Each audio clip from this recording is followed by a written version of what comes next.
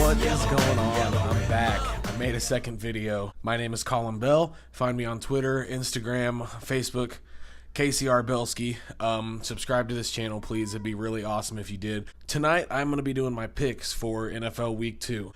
I picked the Thursday night game in my Week 1 wrap-up, and I'm solid start, 0-1. I had the Baltimore Ravens winning 31-21 over the Bengals. That obviously didn't happen. The Bengals are 2-0 now, and we all know 2-0 teams go to the playoffs about 65-70% of the time.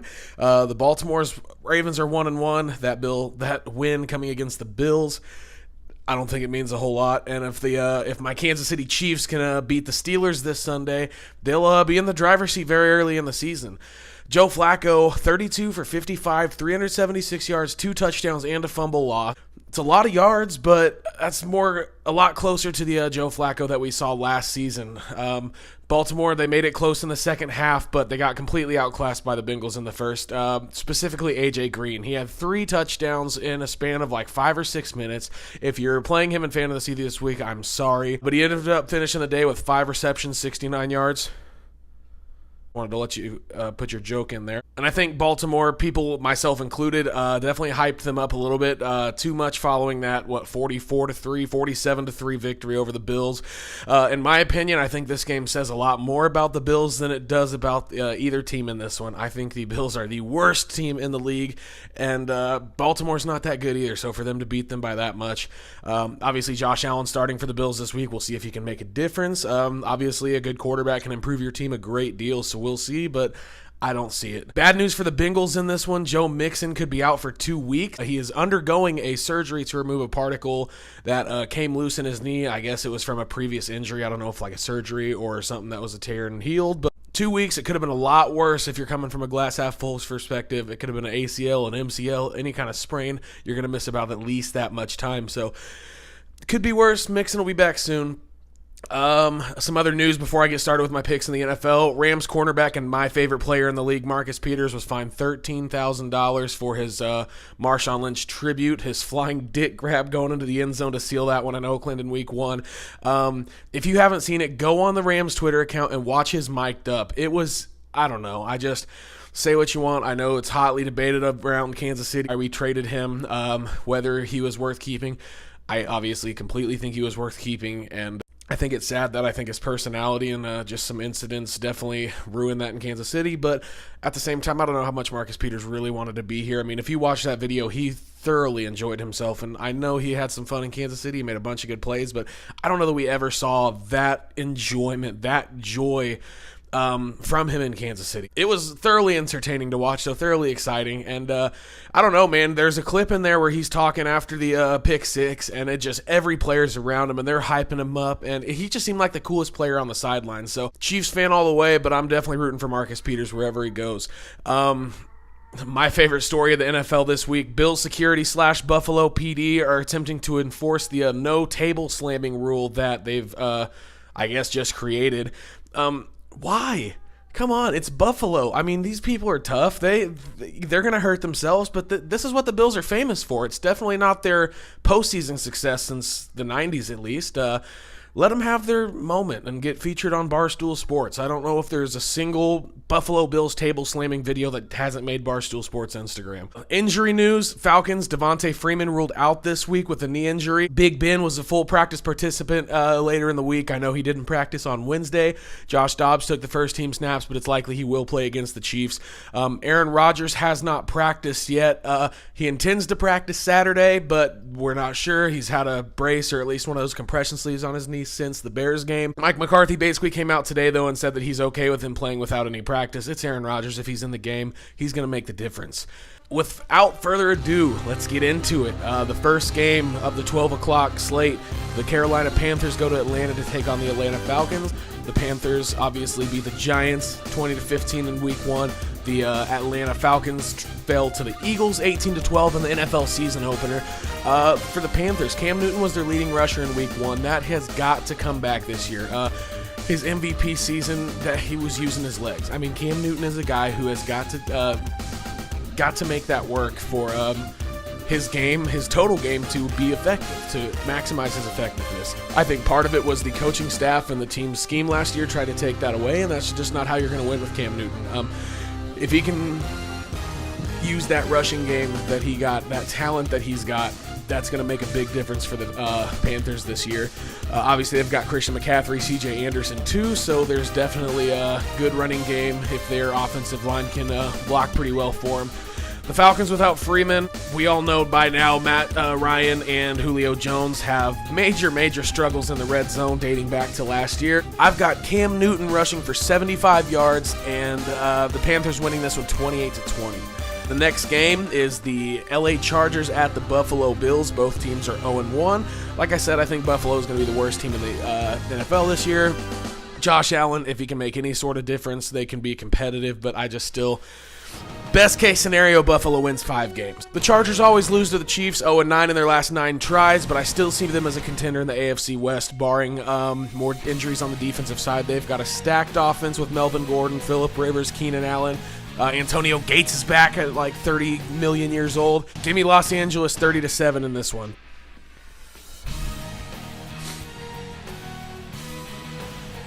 Next up, we have an early season rivalry matchup. We've got the Minnesota Vikings going to Green Bay to take on the Packers. The Vikings defeated the San Francisco 49ers 24-16 in Kirk Cousins' Vikings debut. I think Rodgers more than likely plays, and like I said a minute ago, if he's out there, he's effective. Cousins is going to be legit in Minnesota. I think he's an upgrade from Keenum. I think their defense already looks elite. I think Rodgers plays. I think Green Bay wins an exciting game, 28-24, but both of those teams are going to make the playoffs, barring some kind of major injury on either side. Another rivalry game in the AFC South. We've got the Houston Texans going to the Tennessee Titans. Mariota's got the elbow injury. He aggravated in practice, I would assume, because he was a full participant on Wednesday, but he was limited Thursday and Friday. Mike Vrabel. I completely forgot that Mike Vrabel is the coach of the Tennessee Titans now. The Titans beat us in the playoffs last year, and they still fired their head coach. Okay, I'm done being sad. Anyways, Houston got New England to start the season. They didn't play great, but they only lost by 7. Deshaun Watson was all right. I think Houston is the best team in the division, unless Andrew Luck has anything to say about that. Give me Houston 21-10. The Cleveland Browns head to New Orleans. The Browns at 0 wins, 0 losses, and 1 tie against the Saints, who dropped their first one to Tampa Bay in a surprising result. Cleveland showed against Pittsburgh that they're going to be competitive this year. I don't think they're good enough to beat the Saints yet, especially after New Orleans loses game 1 the way they did. They're not going to come out unprepared. They're not going to let themselves lose to the Browns. And no matter what team they play, they're not going to let themselves go 0-2 with Breeze and Peyton. Give me New Orleans 34-21 over the Cleveland Browns. Quite a few divisional matchups this week. We've got Miami heading to New York to take on the Jets, each team at 1-0 on the season. Sam Darnold looks legit. First play, pick 6, but he stepped it up after that, and he looked really good.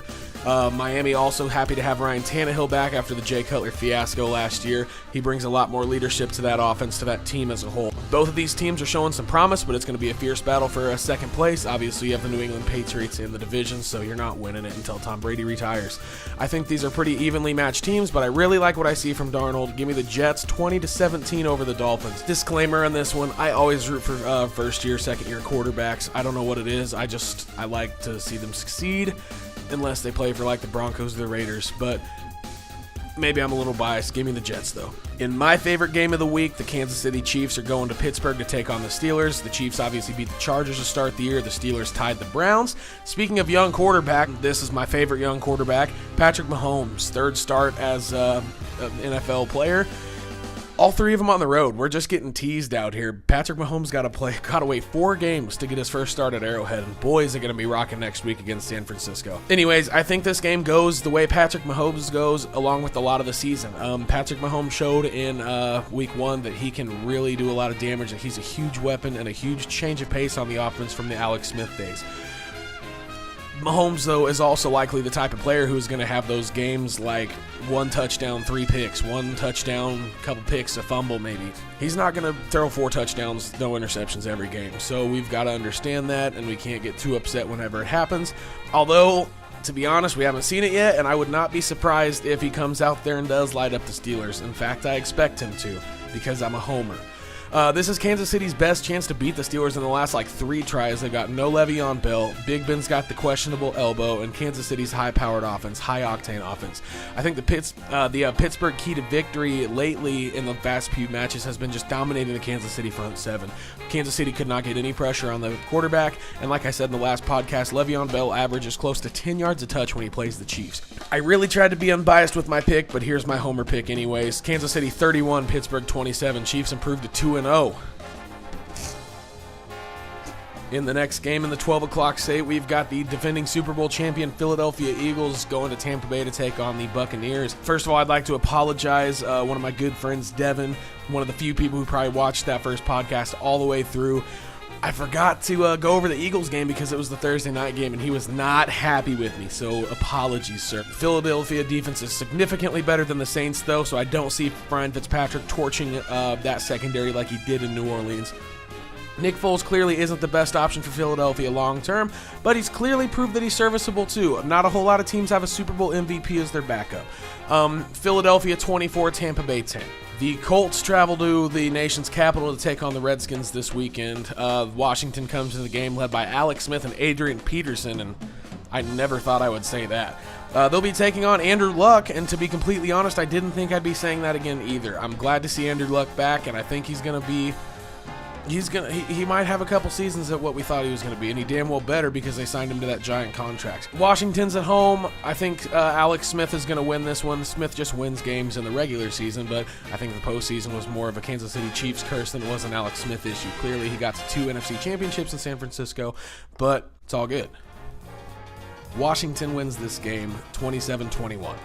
In the late afternoon games, we have the Arizona Cardinals headed to the Coliseum to take on the Rams. The Rams obviously are my Super Bowl pick. The Cardinals, I think, are mediocre at best. Sam Bradford had a doo-doo first game. He went 20 for 34, 153 yards, no touchdowns, 1 pick, and the Cardinals just got rolled. I don't expect Bradford to be good, but he's never been good since his rookie year with the Rams, the St. Louis Rams. I don't expect Arizona to be good either. Rams 26, Cardinals 7. Another pair of 0-1 teams match up when Detroit heads to San Francisco to take on the 49ers. Hopefully the Lions can work on, not tipping all of their plays to the defense this game. I kind of feel bad for Detroit. They're always bad, like always. And, if they have a good year, they don't win a playoff game, but I know how that feels. San Francisco will win. Jimmy Garoppolo will improve to 7-1 or 8-1 as a starter, and we'll all be back to calling him the second coming of Tom Brady. Give me San Francisco 20, Detroit 10. An AFC West matchup, the Oakland Raiders travel to Denver to take on the Broncos. I feel like Oakland is a better team than Denver, at least for now, as John Gruden continues to drive them into the ground. Keenum is definitely an improvement at quarterback over Paxton Lynch or Trevor Siemian that they had last year, but it seems like they're in consensus last place pick in the AFC West. Oakland is at high risk of imploding, in my opinion, since the beginning of the Gruden era. We all have seen, it's well documented what has gone on in Oakland, but I have them getting in the win column 24-10 over the Broncos in this Week 2 game. Outside of my Chiefs, this is probably the matchup I'm most interested in this season. The Patriots head to Jacksonville to take on the Jaguars in a rematch of last year's AFC Championship game. The Patriots are the Patriots, but the Jaguars will be very motivated, especially at home. The deal breaker for me in this one, though, is Blake Bortles. I've never been high on him. He showed flashes, but very, very few. He's got a lot of his yards previously when the Jacksonville Jaguars have been losing, but he had a good season last year. The team had a good season, and this team wins based on Leonard Fournette and their defense. So as long as they can pull it out, Blake Bortles will not. The Jaguars will be in it. I just don't see him winning. Speaking of Leonard Fournette, though, his status is up in the air. TJ Yeldon is going to be a major part of the game, and he's a serviceable backup out of Alabama. I'm excited to see him get a little work. Patriots win it again, though, 28-20. In a classic NFC East Sunday Night Football, no, seriously, a classic, like every NFC East matchup somehow gets on Sunday Night Football. The Giants take on the Cowboys in Jerry World. The Giants obviously aren't going to be as bad as last year, but the Cowboys are still a better team. I think Zeke, after a not a very good Week 1, but it was decent. I think he'll have a good game at home. I think Barkley will be productive as well. Speaking of which, that's going to be a hell of a matchup to watch twice a year. I think those are going to be 2 of the top running backs in the league. And Barkley really does have the potential to be as good, if not better, than Zeke Elliott. So that's going to be a fun one to watch. Give me the Dallas Cowboys, though, 23-13 over the Giants. And in the last game of the week, Monday Night Football on ESPN, the Seahawks go to Chicago to take on the Bears. Both teams are 0-1. In my opinion, Chicago looked really good out there before the whole Rodgers comeback swing the momentum, crowd gets into it kind of thing. Khalil Mack has very obviously already made his presence felt out there with a couple turnovers and a touchdown.